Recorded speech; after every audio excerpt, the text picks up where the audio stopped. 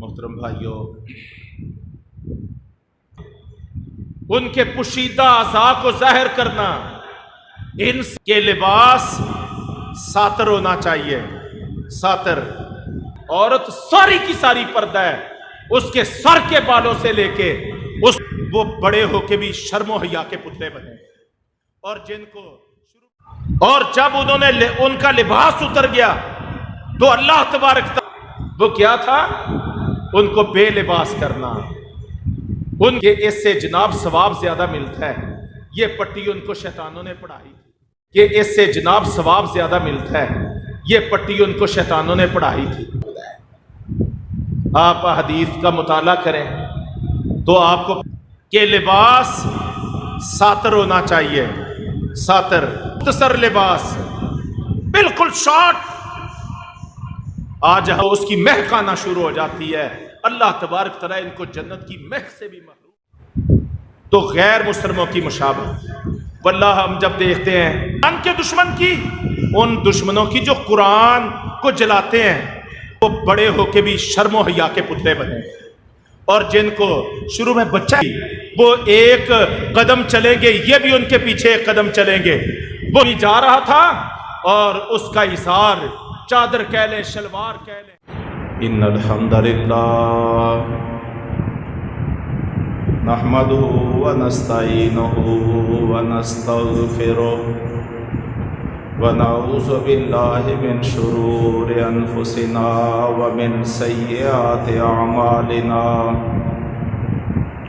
من يهده الله فلا مضل له ومن يضلل فلا هادي له، اشهد ان لا الہ الا اللہ وحدہ لا شریک له، واشهد ان محمدا عبده ورسوله، یا ایہا الذین آمنوا اتقوا اللہ حق تقاته ولا تموتن الا وانتم مسلمون، یا ایہا الناس اتقوا ربکم الذی خلقکم من نفس واحدہ وخلق منها زوجها وبث منهما رجالا كثيرا ونساء، واتقوا الله الذي تساءلون به والأرحام إن الله كان عليكم رقيبا، یا ایہا الذین آمنوا اتقوا اللہ وقولوا قولا سدیدا یصلح لکم اعمالکم ویغفر لکم ذنوبکم ومن یطع اللہ ورسولہ فقد فاز فوزا عظیما، اما بعد فإن خیر الحدیث کتاب اللہ وخیر الہدی ہدی محمد صلی اللہ علیہ وسلم وشر الامور محدثاتها وکل محدثۃ بدعہ وکل بدعۃ ضلالہ وکل ضلالۃ فی النار۔ اعوذ باللہ السمیع العلیم من الشیطان الرجیم من حمزہ ونفخہ ونفثہ، بسم اللہ الرحمن الرحیم، یا بنی آدم قد انزلنا علیکم لباسا یواری سوآتکم وریشا وَلِبَاسُ التَّقْوَى ذَلِكَ خَيْرٌ ذَلِكَ مِنْ آيَاتِ اللَّهِ لَعَلَّهُمْ يَذَّكَّرُونَ، یا بنی آدم لا يفتننکم الشیطان كما اخرج ابویکم من الجنہ ينزع عنہما لباسہما لیریہما سوآتہما انہ یراکم هو وقبيله من حيث لا ترونهم إنا جعلنا الشياطين أولياء للذين لا يؤمنون۔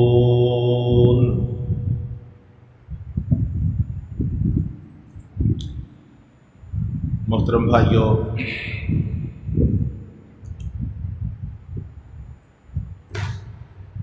اسلام میں حلال اور حرام کے ضابطے کیا ہیں؟ ہم نے یہ موضوع شروع کر رکھا ہے اور یہ بات اپنے سامعین کو سمجھانے کی کوشش کر رہے ہیں کہ اسلام اللہ کا دین ہے جو مکمل و اکمل ہے اور زندگی کے ہر شعبے میں مکمل رہنمائی رکھتا ہے۔ اسلام نے حلال کے ضابطے بھی طے کر دیے ہیں اور حرام کیا ہے اس کو بھی بالکل واضح کر دیا ہے۔ تو آپ زندگی کا جو بھی پہلو لیں گے، آپ کو اسلام کی جامع تعلیمات پڑھنے کو، سننے کو، سمجھنے کو اور عمل کرنے کو ملیں گے۔ تو آج ہم ایک بہت اہم اور حساس موضوع پہ بات کرنا چاہتے ہیں، اور یہ ہے ہم روزمرہ زندگی میں جو لباس پہنتے ہیں اس کے متعلق ہمارا دین کیا کہتا ہے۔ لباس میں جائز کون کون سے لباس ہیں اور حرام لباس کی جس سے اللہ نے اپنے دین میں، شریعت میں، رسول اللہ صلی اللہ علیہ وسلم نے منع کیا ہے، اس پہ انشاءاللہ العزیز بات کریں گے۔ قرآن کی سورہ اعراف کی 2 آیتیں اس حوالے سے آج ہم نے اپنے خطبہ جمعہ کی بنیاد بنائی ہیں۔ اللہ فرماتے ہیں، اے اولاد آدم، ہم نے تمہارے لیے لباس نازل کیا ہے، یواری سوآتکم، اور اس لباس کا مقصد یہ ہے کہ تمہارے وجود کے قابل شرم حصوں کو یہ چھپا لے۔ وریشا، اور لباس ہم نے اس لیے نازل کیا ہے تاکہ تمہارے لیے زینت کا باعث بن جائے، خوبصورتی کا باعث۔ تو لباس کے 2 مقصد اللہ تبارک تعالیٰ نے بیان کیے۔ ایک تو جو وجود کے ایسے حصے ہیں جن کا چھپانا لازم ہے، تو ہم نے وہ لباس نازل کیا ہے آسمانوں سے جو تمہارے وجود کے قابل شرم حصوں کو چھپاتا بھی ہے، اور جب تم پہنتے ہو تو تمہارے لیے خوبصورتی اور زینت کا باعث بھی بنتا ہے۔ اور فرمایا با لباس التقوی، حقیقی، پائیدار اور اصل لباس وہ تقوی کا لباس ہے، پرہیزگاری۔ جو شخص پرہیزگاری کے لیے، گناہوں سے بچنے کے لیے، اللہ کا تقرب حاصل کرنے کے لیے لباس پہنتا ہے تو یہ حقیقی لباس ہے۔ ذالک خیر، اگر لباس کے پہننے میں بھی ایمان اور تقوی بنیاد ہو تو یہ بہترین لباس ہے۔ ذالک من آیات اللہ، یہ تقوی کی بنیاد پر لباس زیب تن کرنا یہ اللہ کی نشانیوں میں سے ایک نشانی ہے۔ لعلہم یذکرون، اللہ چاہتے ہیں کہ اولاد آدم یہ نصیحت پکڑنے والی بن جائے اور لباس کو اس مقصد کے لیے استعمال کریں جس مقصد کے لیے اللہ تبارک و تعالیٰ نے یہ لباس نازل کیا ہے۔ آگے فرمایا یا بنی آدم، اے اولاد آدم، لا یفتننکم الشیطان، دیکھو شیطان تمہیں کسی فتنے سے دو چار نہ کر دے، تم کسی شیطانی فتنے کا شکار نہ ہو جاؤ۔ کما اخرج ابویکم من الجنہ، یاد کرو یہ شیطان ہی تھا جس نے تمہارے والدین کا لباس اتار دیا تھا، اور جب انہوں نے ان کا لباس اتر گیا تو اللہ تبارک تعالیٰ نے فیصلہ کر دیا کہ اب تم جنت میں نہیں رہ سکتے۔ ان کو اللہ نے جنت سے تیز نکالا دے دیا تھا، جلا وطن کر دیا تھا جب شیطان نے ان کا لباس اتار دیا تھا۔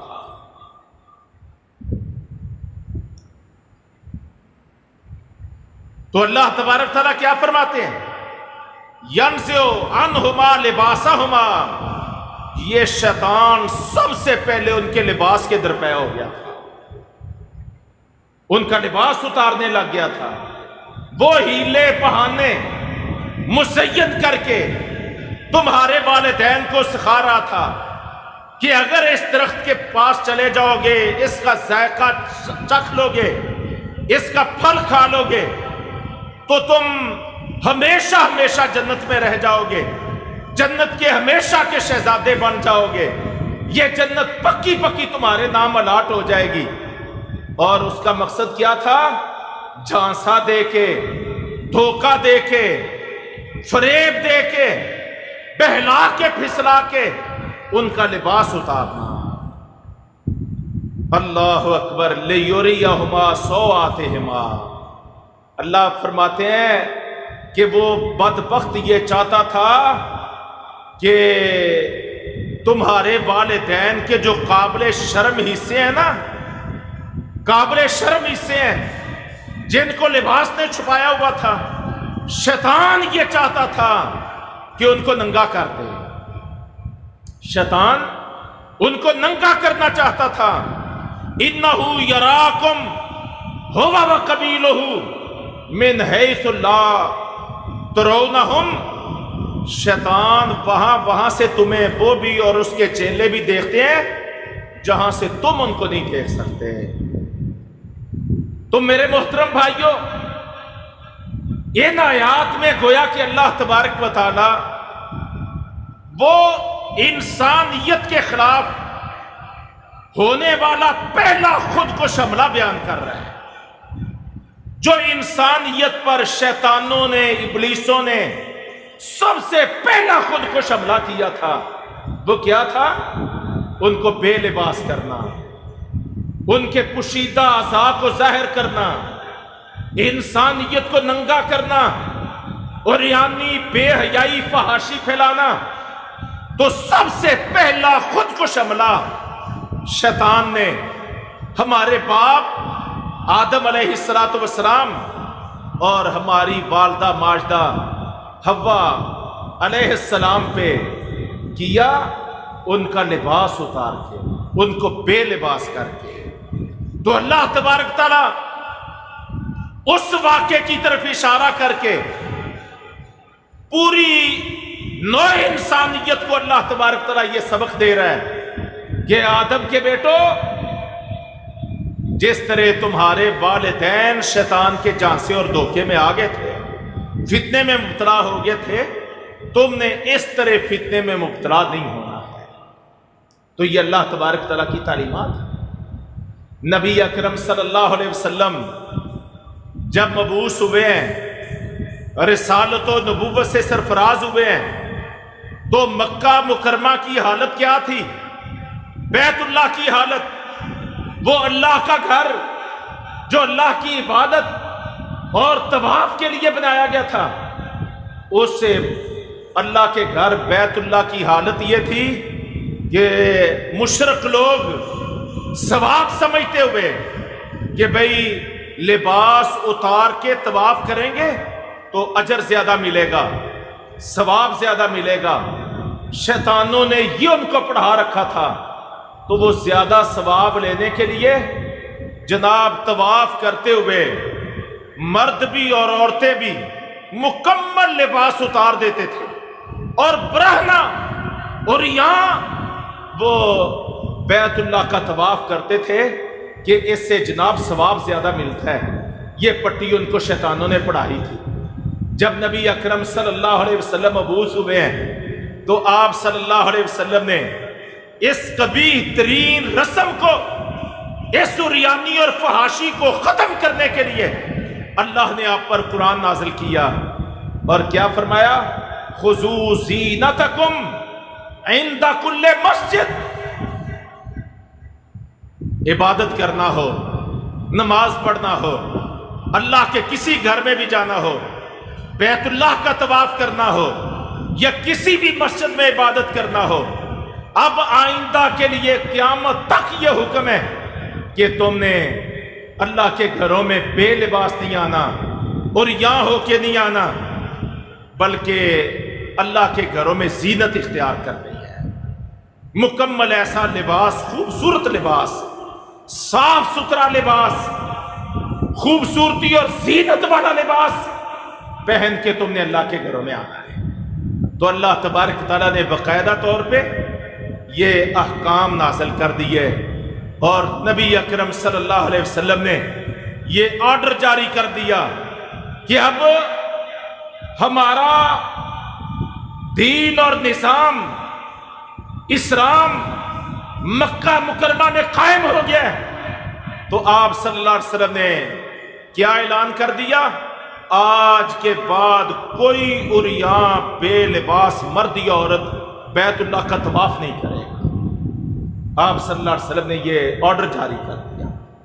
تو عزیز بھائیو، ان قرآنی احکام سے یہ بات واضح ہوتی ہے کہ جس طرح ہمارا دین نماز کے مسائل بتاتا ہے، زکوٰۃ کے احکام واضح کرتا ہے، عبادات کے طریقے واضح کرتا ہے اور پیش کرتا ہے، ایسے ہی لباس یہ بھی باقاعدہ طور پہ ایک دین کا حصہ ہے اور اس کے متعلق بھی دین کی مکمل اور جامع رہنمائی موجود ہے۔ آپ حدیث کا مطالعہ کریں تو آپ کو پتہ چلے گا کہ اسلامی لباس کون سا ہے، غیر اسلامی لباس کون سا ہے، اس سلسلے کے احکامات کیا کیا ہیں اور اس میں پابندیاں اور قدغنیں کون کون سی ہیں، کس قسم کا لباس ہم نے پہننا ہے اور کس قسم کے لباس سے ہم نے بچنا ہے، یہ سب کچھ ہمارے دین میں بالکل واضح ہے۔ تو ہم لباس کے حوالے سے بھی آزاد نہیں ہیں، خود مختار نہیں ہیں، اپنی مرضی کے مالک نہیں ہیں۔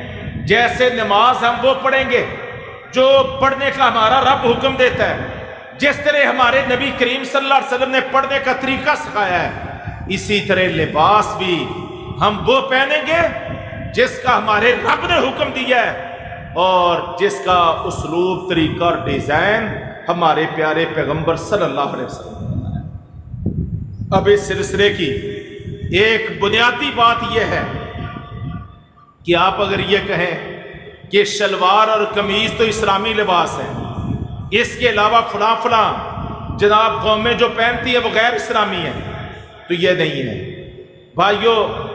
اسلام نے کچھ حدود و قیود مقرر کی ہیں کہ ان حدود و قیود کا اگر خیال رکھا جائے تو دنیا کے کسی کونے اور خطے میں جو قومیں، جو معاشرے جو لباس بھی پہننا چاہیں ان حدود و قیود کی روشنی میں، تو وہ ہر لباس ہی اسلامی لباس ہوگا۔ ان میں پہلا قانون کیا ہے کہ لباس ساتر ہونا چاہیے۔ ساتر ایسا لباس جو وجود کے خاص حصوں کو ڈھانپنے والا ہو، خاص حصوں کو ڈھانپنے والا ہو، ساتر لباس ہو، غیر ساتر نہ ہو. ایسا نہ ہو کہ پہننے کے باوجود بھی اعضاء وہ واضح ہو رہے ہوں اور عریانی پھیل رہی ہو. عریاں لباس، اس کو ہمارا دین قبول نہیں کرتا ہے، اسلام قبول نہیں کرتا. یہ انسانیت کے بھی برعکس ہے، یہ اسلام کی بھی ضد ہے، یہ اللہ تبارک و تعالی کے احکامات کو بھی چیلنج ہے، اور یہ شیطان کے ہتھے اور اس کے جھانسے اور فتنے میں مبتلا ہونے والی چیز ہے. تو پہلا قانون ساتر لباس ہو، وجود کو ڈھانپنے والا ہو، عریانی پھیلانے والا نہ ہو. اور دوسرا قانون کیا ہے؟ لباس مختصر نہ ہو، مختصر لباس، بالکل شارٹ. آج ہم دیکھتے ہیں بڑوں میں بھی، اب یہ مغرب نے تو معاشروں میں انتہائی غلاظت اور گندگی پھیلا دی ہے.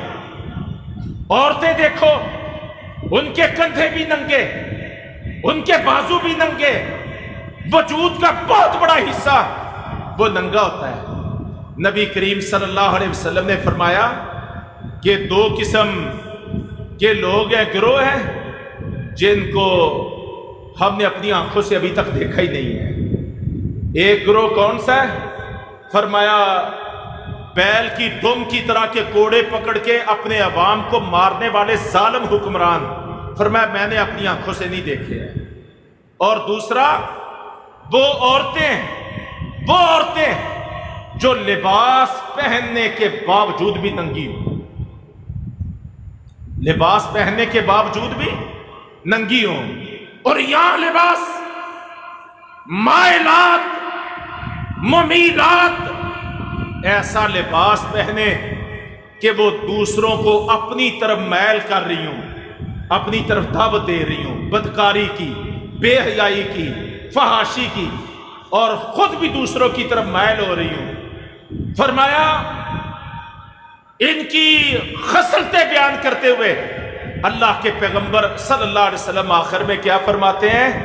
فرمایا یہ جنت کی خوشبو اور مہک بھی نہیں پا سکیں گی، حالانکہ جنت کی خوشبو اور مہک تو اتنے فاصلے سے جناب وہ اس کی مہک آنا شروع ہو جاتی ہے. اللہ تبارک تعالیٰ ان کو جنت کی مہک سے بھی محروم کر دے گا. جنت میں جانا تو درکنار ہے، یہ جنت کی خوشبو بھی نہیں پا پائے. تو ان میں کون ہے؟ آریاتن، کاسیاتن، لباس پہنے ہوئے لیکن لباس پہننے کے باوجود برہن. تو یہ جو عریانی پھیلانے والا مختصر لباس ہے، اس کو اسلام قبول نہیں کرتا، اسلام نہیں قبول کرتا، اس کو کنڈم کرتا ہے، اس کو رد کرتا ہے. اسی طرح بھائیوں اگلا قانون کیا ہے؟ باریک لباس. باریک، ایسا لباس پہنا جائے تو اندر سے وجود کے حصے نظر آئیں، جسم کی رنگت نظر آئے. ایسا لباس بھی اسلام اس سے منع کرتا ہے. باریک لباس سے اسلام منع کرتا ہے.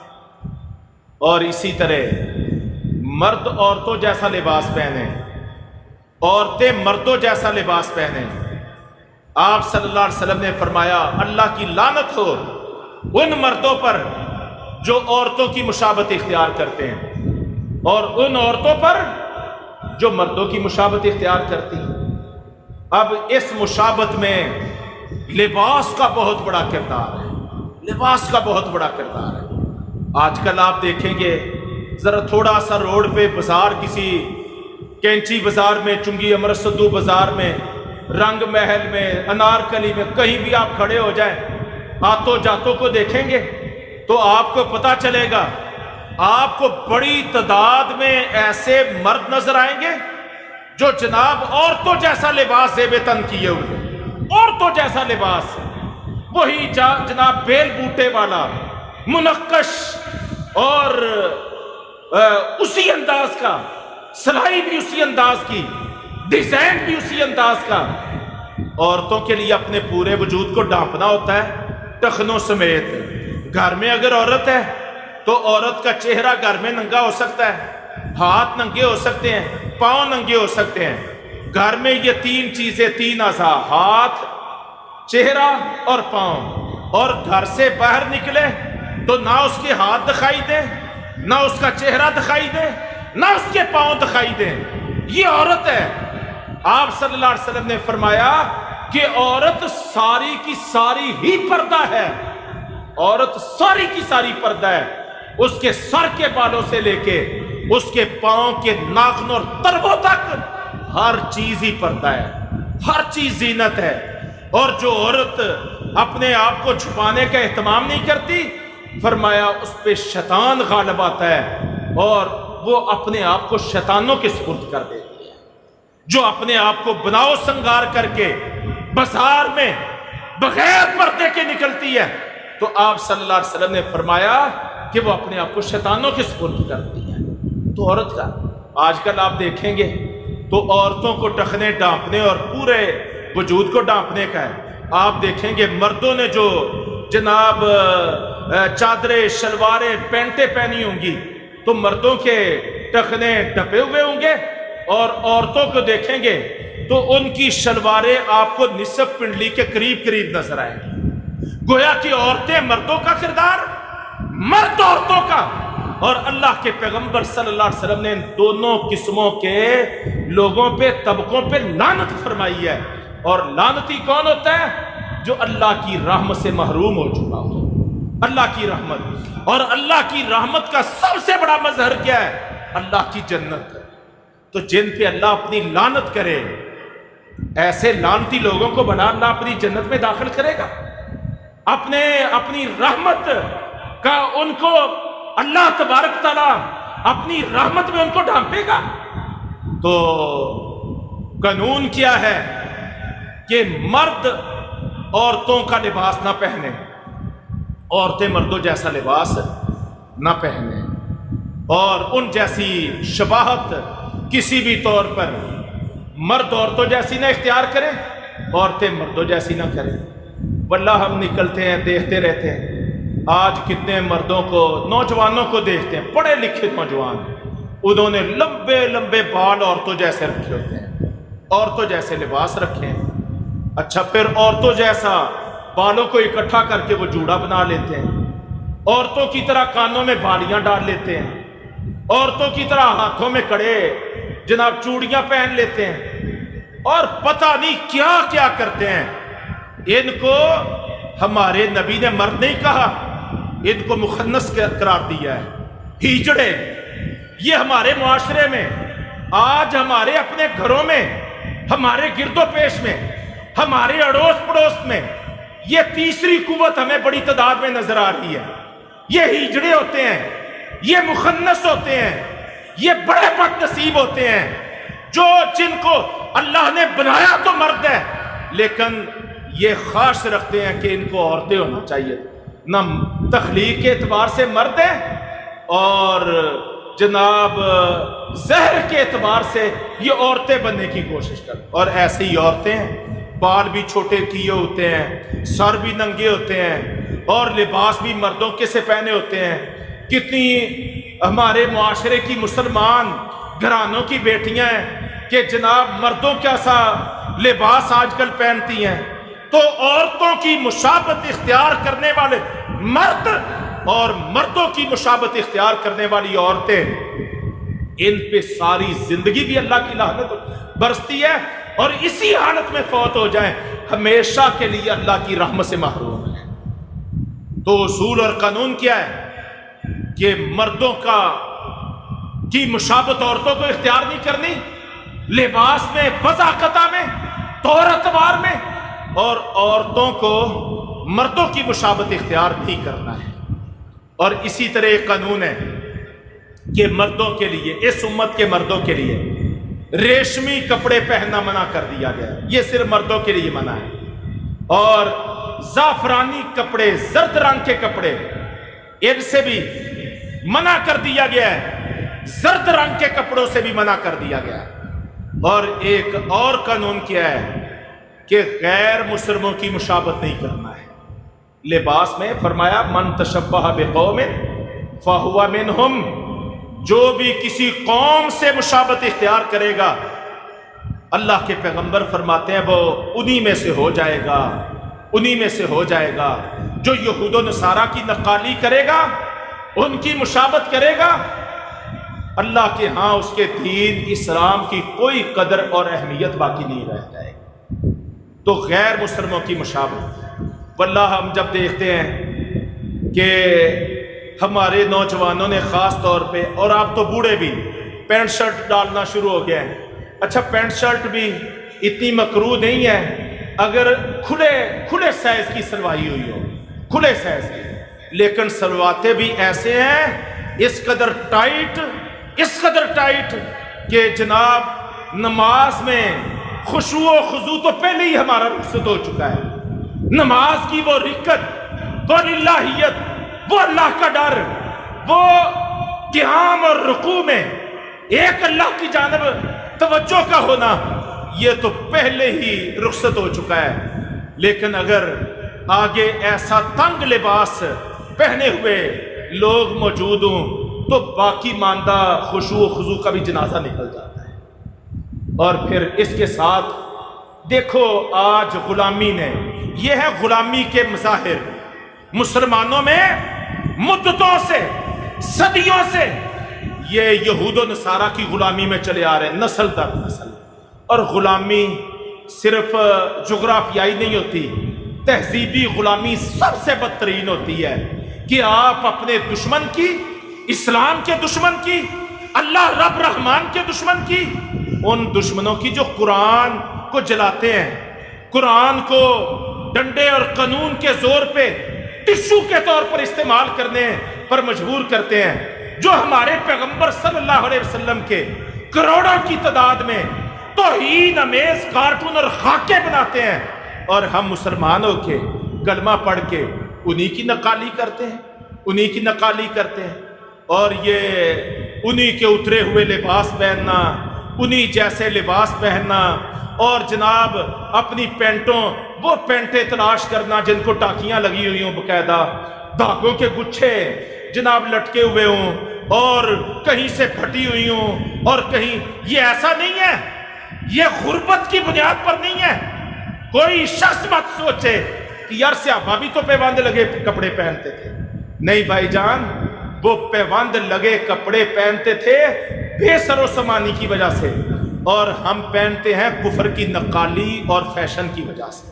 یہ کروڑوں میل کا فرق ہے، آسمان اور زمین کا فرق ہے. ہم یہ سارا کچھ کیوں کرتے ہیں؟ پرانی پھٹی ہوئی پینٹیں، اور جناب کہیں دھاگے لٹک رہے ہیں، کہیں ٹاکیاں لٹک رہی ہیں، کہیں جناب وہ سوراخ بنے ہوئے ہیں. یہ باقاعدہ طور پر ایک فیشن ہے، اور اس فیشن کا واضح معنی یہ ہے کہ یہ اس بد قسمت نے کلمہ تو پڑھ لیا ہے لیکن ظاہر اور باطن سے ہے یہ یہود و نصارہ کا غلام، ہے یہ یہود و نصارہ کا. ایسے نہیں ہمارے پیغمبر نے فرما دیا تھا ما من مولود الا یولد علی الفطرہ، فرمایا ہر پیدا ہونے والا بچہ اسلام کی فطرت پہ پیدا ہوتا ہے، شرم اور حیا پہ پیدا ہوتا ہے. یہ شرم اور حیا جو ہوتی ہے نا، یہ انسان کی باقاعدہ فطرت میں رچی بسی ہوتی ہے. فرمایا فَأَبَوَاهُ فَيُحَوِّدَانِهِ اور يُنَصِّرَانِهِ اور يُمَجِّسَانِهِ. فرمایا یہ اس کے والدین ہوتے ہیں، چاہے تو اس کو یہودی بنا لیں، چاہے عیسائی بنا لیں، اور چاہے مجوسی بنا لیں. والدین یہ ڈیزائن بناتے ہیں، یہ سانچہ بناتے ہیں. کیوں؟ کیسے؟ آپ دیکھیں گے جن بچوں اور بچیوں کو ہم شروع سے مکمل ساتر، مکمل بازوؤں والا، کھلا اور جناب اسلامی احکام کے مطابق شروع سے ہم لباس پہنائیں گے، وہ بڑے ہو کے بھی شرم و حیا کے پتلے بنے. اور جن کو شروع میں بچہ ہے نا، 10 سال کی، 12 سال بچی ہے نا جی، ابھی تو بچی ہے مولوی صاحب، آپ پہلے ہی فتوے لگانا شروع ہو جاتے ہیں، ابھی بچی ہے جناب، اس کے کندھے بھی ننگے ہیں اور اس کا سینہ بھی کافی سارا ننگا ہے، اور بازار سے یہ جناب مختصر لباس، باریک لباس بچی کو ڈالا جائے گا اور اس کے اعضاء ننگے ہوتے جائے. یہ آپ اپنی نسلوں کو بغیرت بنا رہے ہوتے ہیں، بے حیا بنا رہے ہوتے ہیں، یہ آپ ان کو یعنی بدکار بنا رہے ہوتے ہیں. مجرم، سب سے بڑے مجرم اللہ کے پیغمبر صلی اللہ علیہ وسلم کے فرمان کے مطابق وہ کون ہے؟ والدین ہیں. اگر شروع دن سے ان کے اسلامی لباس کا اہتمام کیا ہوتا اور اسلام کے دائرے میں ان کو رکھا ہوتا تو آج وہ بغیرتی پہ نہ آتے، آج وہ یہ انداز نہ اختیار کرتے، اور بڑے ہو کے وہ والدین کے بھی باغی، اللہ کے بھی باغی، اس کے دین کے بھی باغی، اور پھر وہی کتبے لے کے کھڑے ہوتی ہیں، وہی لڑکیاں کتبے لے کے کھڑی ہوتی ہیں، میرا جسم میری مرضی. یہ کہ باپ کون ہوتا ہے، بیٹا کون ہوتا ہے، بھائی کون ہوتا ہے، شوہر کون ہوتا ہے مجھے روکنے والا؟ اس کی بنیاد ٹیڑھی ہے.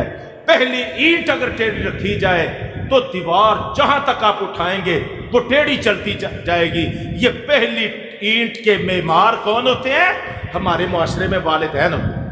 اللہ تبارک تعالیٰ ہمیں اپنی اصلاح کرنے کی توفیق عطا فرمائے. کتنے سال گزر جاتے ہیں، بچہ اور بچی والدین کے رحم و کرم پہ ہوتے ہیں. وہ جیسا چاہیں، جو چاہیں، اچھا لباس پہنائیں، سادہ پہنائیں، موٹا پہنائیں اور باریک پہنائیں، جو کچھ والدین کریں گے بچہ وہی کرے گا.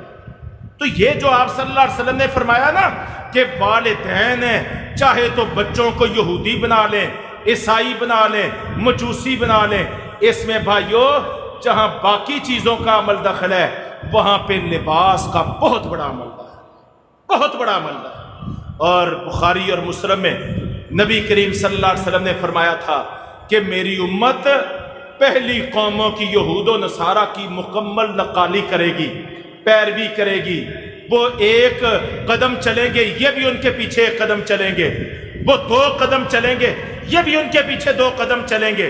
حتیٰ کہ آپ صلی اللہ علیہ وسلم نے فرمایا اس حد تک میری امت یہود و نصارہ کی نقالی، پیروی اور مشابہت کرے گی کہ اگر وہ کسی گو کے سوراخ میں داخل ہوں گے تو میرے امتی بھی اس میں داخل ہوں گے. اللہ تبارک تعالیٰ ہمیں بچنے کی توفیق عطا فرمائے. تو بھائیو، حدود و قیود میں نے آپ کے سامنے واضح کر دی ہیں، پیش کر دی ہیں، اور اب ان کے مقابلے میں اگر آپ دیکھیں گے تو ہم تہذیب جدید تہذیب ہے، یہ روشن خیالی کا دور ہے، یہ ترقی کا دور ہے. ایسے جھوٹے نعرے جناب، یہ ترقی کی دوڑ کا دور ہے، اس میں مردوں کے شانہ بشانہ عورت کو کام کرنا ہے، فلاں کرنا ہے، فلاں کرنا ہے. بس یہ جھوٹے نعرے، ان جھوٹے نعروں نے آج ہماری تہذیب کا، ہمارے کلچر کا، ہمارے مشرقی اقدار کا، آج ان گندے نعروں نے اور ان شیطانی سوچوں نے آج ہماری تہذیب، کلچر اور معاشرتی مشرقی اقدار کا جنازہ نکال دیا ہے. تو ضرورت اس بات کی ہے کہ ہم جس طرح باقی عبادات میں، احکام میں اسلام کی پیروی کو اپنا فرض اولی سمجھتے ہیں، ایسے ہی ہم لباس کے معاملے میں بھی شیطانوں کے ہتھے نہ چڑھیں. شیطانوں نے ہمارے والدین پہ سب سے پہلا انسانیت پہ وار ان کو بے لباس اور ننگا کرنے کا کیا تھا. اور آپ کو یاد ہے قرآن بتاتا ہے وہ پھر جنتی درختوں کے پتے اپنی شرمگاہوں پہ شرمگاہوں کو ڈھانپنے کے لیے، چھپانے کے لیے جنت کے درختوں کے پتے لے کے وہ ڈھانپنا شروع ہو گئے تھے. شیطان نے ان کو سب سے پہلا بار انسانیت پہ وہ بے لباسی کا کیا تھا. اور آج بھی شیطان ہمارے پیچھے پڑا ہوا ہے، ہر فرد کے پیچھے پڑا ہے، ہمارے وجود میں جناب خود کی طرح گردش کرتا ہے.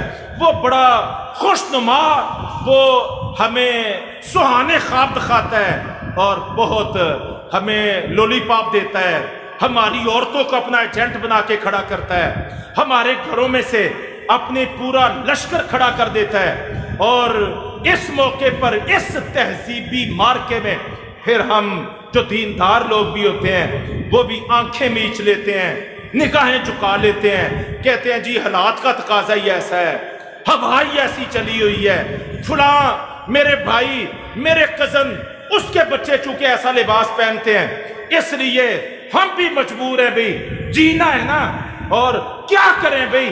تو میری گزارش ہے بھائیو، اس مسئلے پر بہت توجہ دینے کی ضرورت ہے۔